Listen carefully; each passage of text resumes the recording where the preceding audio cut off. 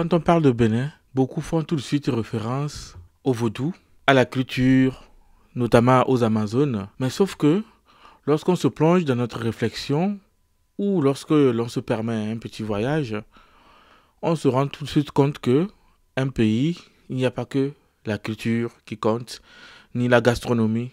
C'est aussi les rencontres humaines. Et qui parle de rencontres humaines, parle notamment de musique. Aujourd'hui, je vous emmène découvrir un grand classique. Très connu dans le monde entier. Aujourd'hui, nous allons découvrir un artiste pas comme les autres. Jonas Pedro. Écoutons.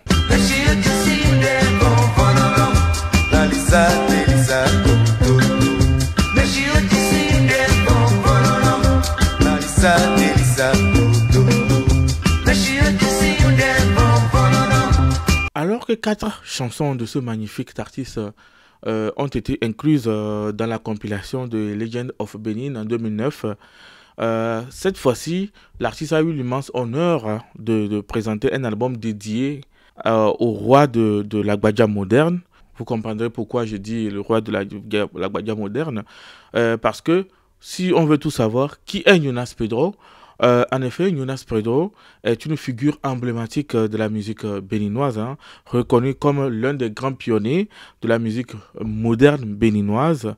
Il est né le 1er mars 1948 à Ouidah, une ville côtière du Bénin, et est décédé le 30 septembre 1999.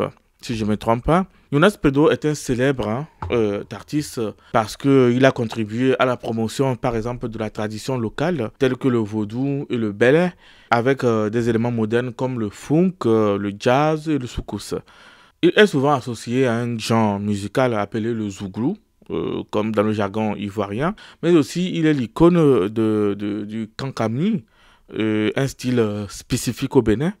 Il marque les esprits avec ses chansons puissantes qui célèbrent notamment la tradition, les valeurs de son peuple, tout en modernisant les sonorités pour un public large.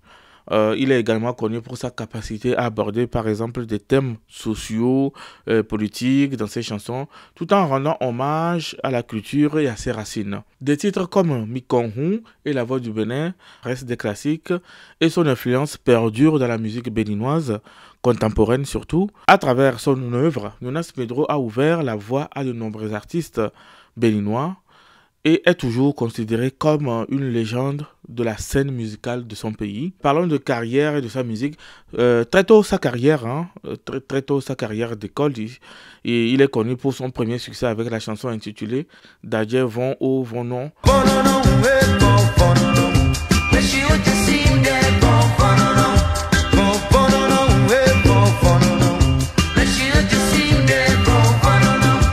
Il s'agit d'un agbadja qui était un rythme ancestral joué lors des cérémonies et des mariages, notamment dans la région du Mono, dont il est originaire lui-même, Jonas Pedro. Il a modernisé et baptisé agbadja tel que agbadja moderne.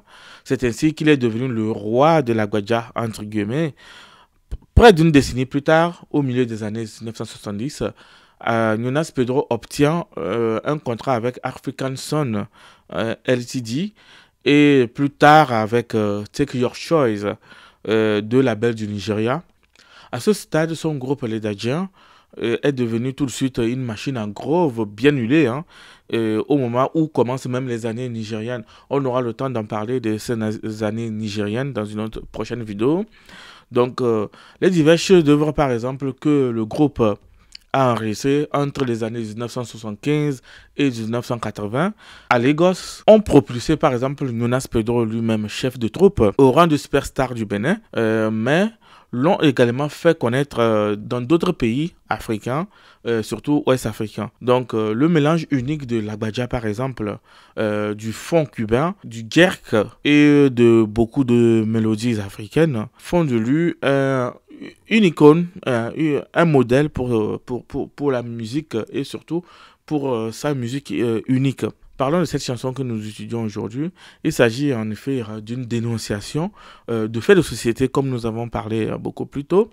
Ici, l'artiste fait quoi? Il met en scène un individu qui se sent plus fort que les autres et installe de la terreur à chaque fois qu'il passe ou sur son chemin.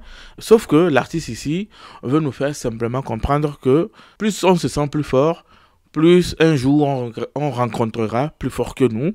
Marissa, Elisa, Marissa, Elisa,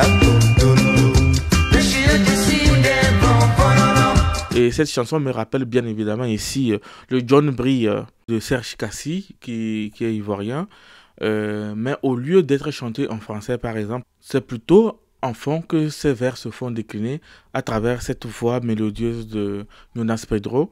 Si cela vous a intéressé, n'oubliez pas de vous abonner.